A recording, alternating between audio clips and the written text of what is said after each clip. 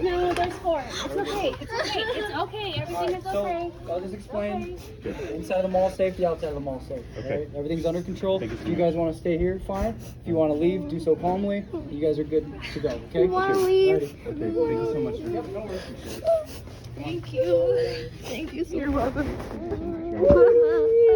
The video that you just watched was from a traumatizing incident that happened to my family and I recently. This is a really hard video for me to make, and I'm still healing from the incident, and I don't usually make videos like this, but I feel like this is something that's really important to talk about. I'm going to be recounting the events of that day, so if you are not comfortable with the topic of gun violence, traumatic events, please do not continue watching this video. A few days ago, my mom, my sisters, my husband, my son, and I, we went to the Chandler Fashion Center to spend some time together because we were all off from work and school. At one point, my mom and youngest sister, they got separated from the rest of us. So I walked into Claire's with my husband, my son, and my other sister. There was a little girl and her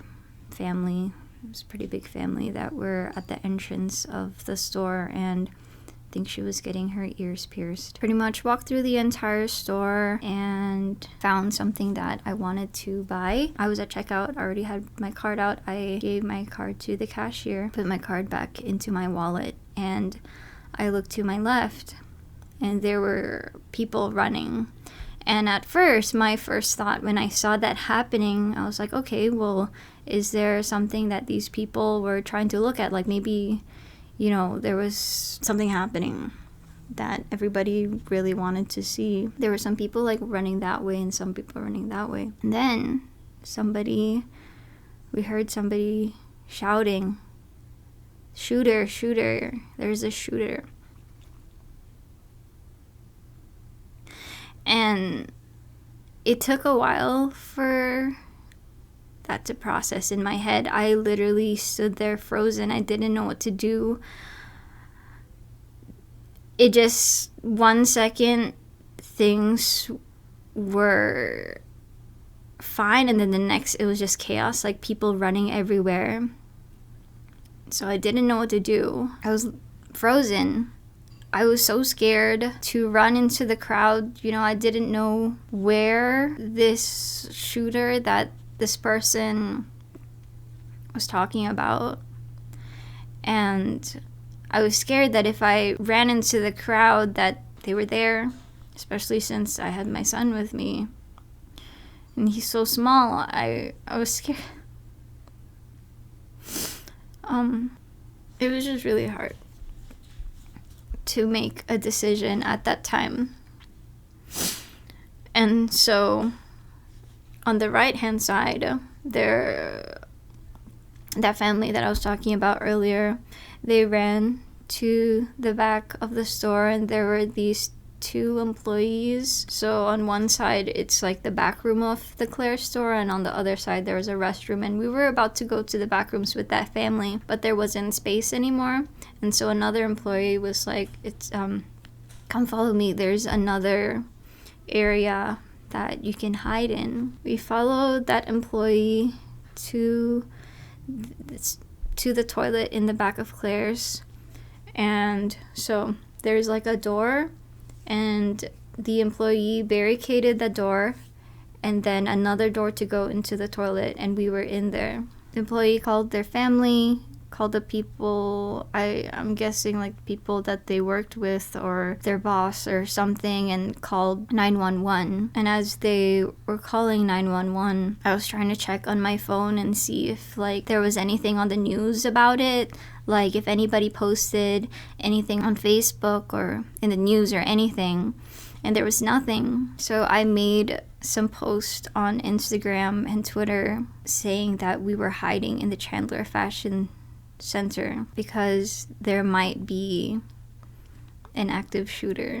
And this whole time, the employee was making calls, and I think I read somewhere that people had heard gunshots near the cinema that's at the mall. And she talked to another employee.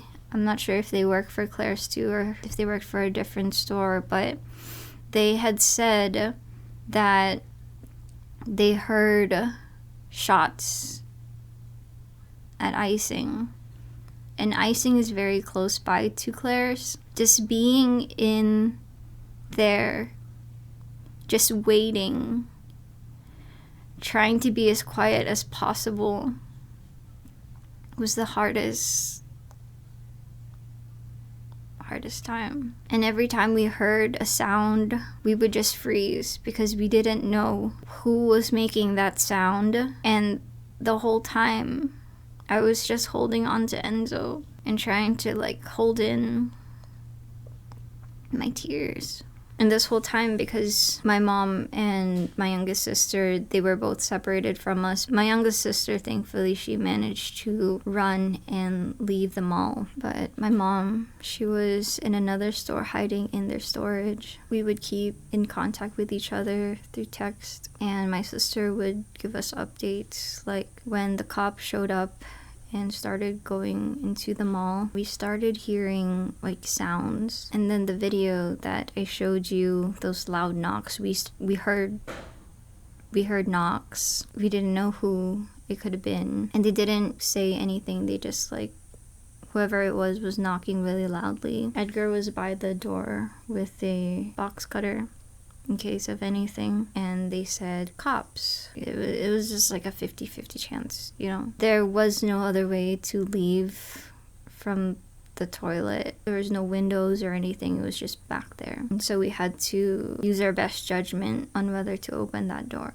We left, and we all just started breaking down crying from relief. Just all that anxiety building, because we had to be quiet, you know, we couldn't be loud and make any sounds. So all that was just building up inside, and it was especially hard for my son Enzo. You know, he's so small. He's only 8, and he had to go through that. And then the whole time that we were going home, he was just crying. When we were leaving, there were all these little kids crying too. Thankfully, we all managed to get home safe and sound. There was no injuries. But the next day on the news, they reported that the shooter, so there was a shooter that was at the mall that day, but they were outside. The shooter was a 19-year-old, and they had an AR-15 with them. They had shot 30 rounds into the air. The shooter was trying to rob somebody in the parking lot, and they got away. But the next day they came back, and that was when the cops arrested the shooter. I'm grateful that we managed to get out of it safe, but I don't want anyone else to have to go through this. No one should have to go through this. But that's ultimately why I wanted to make this video, because I want y'all to learn from what happened to us. If there's one thing that I regret, it's not running. I wish that this wasn't the reality of things. You need to trust your instincts, you need to trust your gut, you need to do what you think is best at the moment, and you need to really think fast and do it, because every second counts in these sorts of situations. But you always need to be prepared and have these conversations with your loved ones. Wherever you go, have an exit plan. If you notice anything suspicious, you know, tell someone that you trust, a trusted adult. And from everything that I've looked up, you know, the 3 things basically: run. If you can't run, hide. If you can't hide, fight. Things like this, it can really happen anywhere. It's not a good idea to think that, you know, this would never happen in a place like this. It literally happens anywhere. So I need y'all to please stay safe. as a society, something needs to happen. There needs to be some change, because this can't just be normal. We can't just keep living like this in fear every single day. Scared to let your kids go to school, scared to go to a movie theater, scared to go to a supermarket, scared to go to a nightclub, scared all the time. I don't want to be scared anymore. I don't want anyone else to have to go through this drama. Something really needs to change. We need to look out for each other. I want to thank everyone who reached out to me. I really just want to thank all of you so much. I'm trying my best to not let this push me down. I don't want to be frozen. I don't want to be scared anymore. I want to have hope. I care for you all so much. Please be safe, and please take care.